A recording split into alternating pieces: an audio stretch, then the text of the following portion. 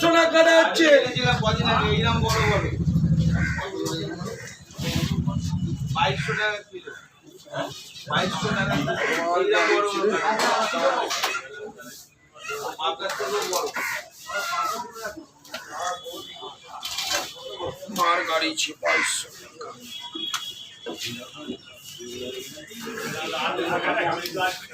বাচ্চারা বসো বড় ছুটবে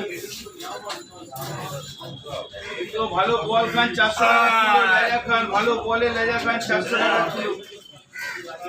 খাওয়ার জন্য ভালো ওর জায়গাটা আছে বেশি ভালো খেলে